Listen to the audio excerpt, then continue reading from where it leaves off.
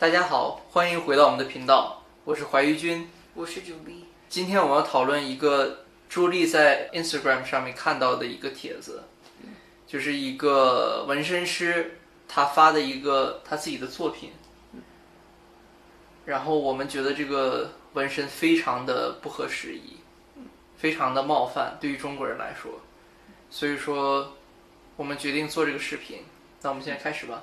I don't know if you remember this, but when I had almost just arrived here, I showed you something that had made me quite upset on Instagram, a tattoo done by someone that I followed at the time. I remember a little bit. So a tattoo artist that I was following because I thought that this person's work was great. I still think they do good tattoos. I just think they probably lack morals. Decided to post a full back piece of kamikaze pilots, hailing them as brave and courageous. I will read you the original caption that I saw. The kamikaze symbolism is beautifully portrayed, showcasing unwavering loyalty to one's people and the willingness to make selfless sacrifices to protect others.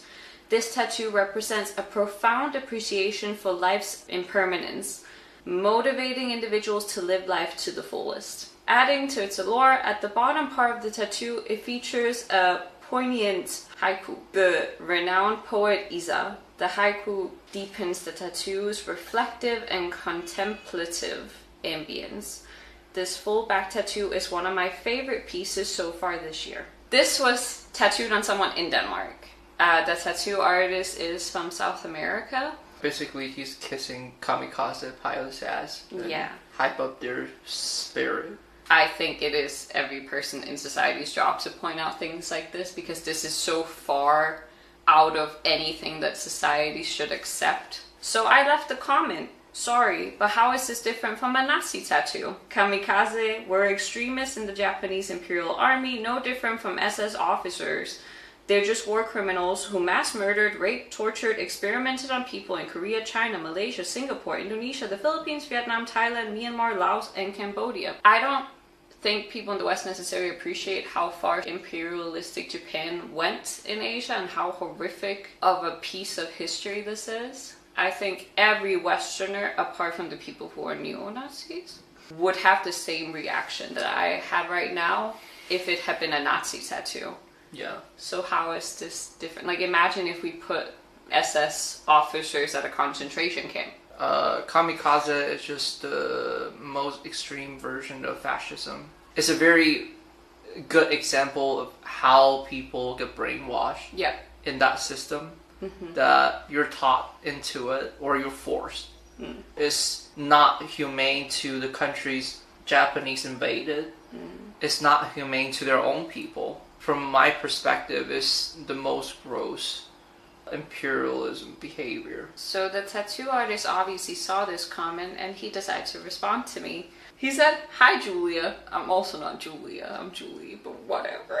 "I want to share some of the story behind it with you. Let's start with the powerful haiku we make at the bottom written by Isa, which I don't give a rat's ass about. I'm going to be so for real about this. You could put a billion flowers and cute animals around this and it's still war criminals. There's nothing that will make this cute to me or beautiful." It says the haiku, "World of sorrow, the cherry blossoms on top of hell. Simple and super powerful, right?" Not really, it's a bunch of words. Did you notice the cute puppy in the picture? I'm pretty sure Hitler had pets. Yeah, and Hitler loved kids. So let's just put a portrait of Hitler surrounded by kids and we're all like, oh my god, such a nice guy. Yeah.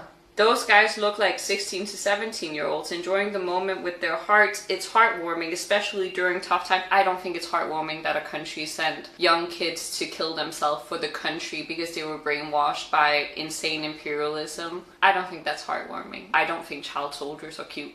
Now, let me talk about my concept. I love focusing on the positive side of things. I try to learn about the best aspects of people and their lives. However, I also recognize that there have been conflicts in history, like with Nazis, Vikings, Romans, Greeks, Egyptians, etc. There's a little bit of a difference when you, in modern history, commit genocide for colonialistic reasons.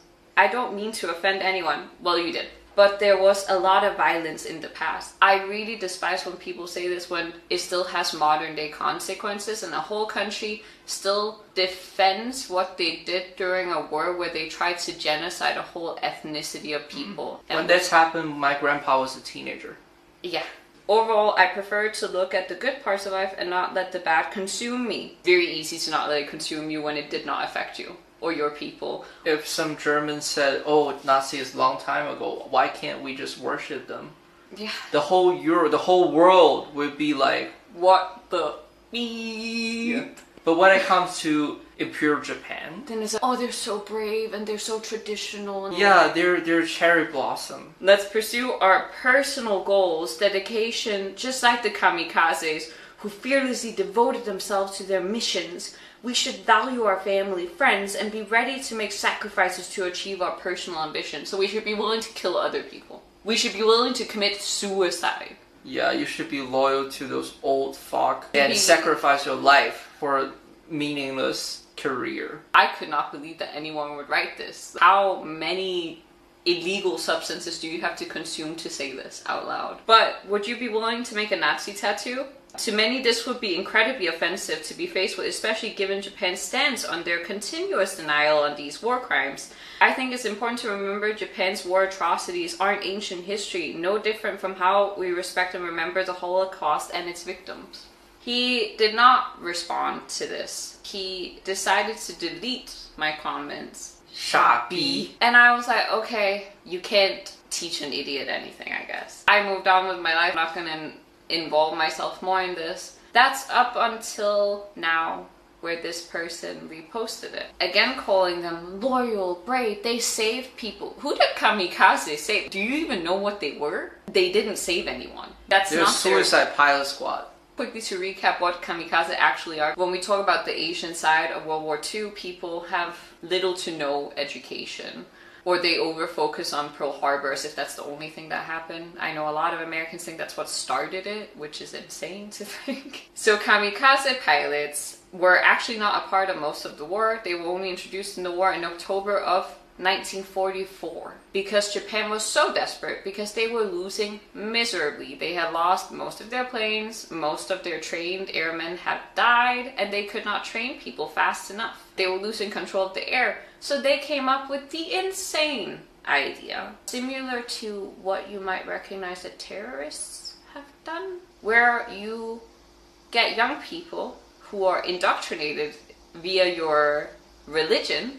And military, if you don't know Shintoism, it is essentially that you believe that the emperor is a type of god-like being and you will follow their command no matter what. And it's an honor for your gods to ask you to put down your life for them. If you know anything about Japanese custom, tradition, group pressure is a huge thing. Yeah. Conforming to society is a humongous pressure. Even more so for men in these cases. We know that there are multiple kamikaze pilots that thought that the emperor was speaking to them. They thought that he gave them a supreme order. We also know that many kamikaze pilots were super scared. They didn't want to do it. There was a lot of pressure. You had 3 days to decide if this is something you want to do, where you are surrounded by other people who also have gotten this choice. You had the choice of, I really want to do this, I want to do this, or I don't want to do this. And everyone knew that there was only one correct answer for this. Because otherwise, you are a shame to the country. In total, they killed around 7,000 people. They lost around half of that amount. 3,700 died. They just turned them into like little fireballs. It is also engraved in Japanese culture to kill yourself rather than lose face. It is not something you should praise. It is incredibly sad that these young people killed themselves for something so meaningless as a war that they would never win at this point. You can also see interviews with kamikaze people that survived the mission, that they talk about how they cried, they were terrified, because although it's portrayed as if they had a choice, it's also very well acknowledged that you didn't have a real choice. You're in a cult type military. Then after the war, Japan was occupied for 7 years by the Allied nations. In that period, the kamikaze got a very bad reputation. The kamikaze were falsely put on a pedestal during the war, and then after the war, society hated them. People saw them as bad people. They couldn't get jobs. But then Japanese nationalists, just like they are today, are a little bit wacko. They started hyping these people up as like supreme national spirit. Oh, they sacrificed themselves for the country. So brave, blah, blah, blah, blah, blah. And they have managed to sell that to all the countries around the world that somehow think that if you like anime, you also have to love Imperial Japan. And let me tell you, you do not. It would be like saying, oh, I like German cars. Oh, I have to be a Nazi. I think it's weird that American hype it up. The kamikaze spirit, you can see it in multiple movies, and a lot of American worship that. But they were attacking you. Kamikaze people are still very popular today, unfortunately, because again, nationalism movement in Japan is pretty intense. You can see people like Abe promoting it very hardcore. Yeah. Rest in peace. Not really. Then it brings me to, why are we making this video? Why are we making a video about some psycho who decided to get a tattoo of war criminals? Because the tattoo artist reposted it. Yeah, and he said that's his best tattoo of the year. At this point, I was like ready to go crazy. They even submitted it to a tattoo magazine. Where they also showcased the tattoo. You can then also question, why in the F did no one at a magazine question if they should put that tattoo in their magazine? And no one mentioned that in the comment section. No. I don't know if he deletes it because he deleted mine. This is why it's important to have people that tell you no in your life. This is why you need to learn history. In the recent post, it says John's back tattoo was inspired by a photo his father had at home. He was amazed by the soldiers and their expressions, especially the one carrying the dog. We also added a haiku by Isa on the lowest part. It symbolizes loyalty and sacrifice, much like the kamikaze. So he learned nothing. At this point, I don't care. You just like that bullshit. You probably joined them during the war, so fuck you. I think it's crazy that we even have to discuss something. And like a lot of people said World War II is their favorite history. I heard this a lot. Me too. First, it's quite lame. But secondly, if that's your favorite history, at least you should know better about that war. It's not just about Europe. When Pearl Harbor incident happened, my hometown was already occupied for more than a decade.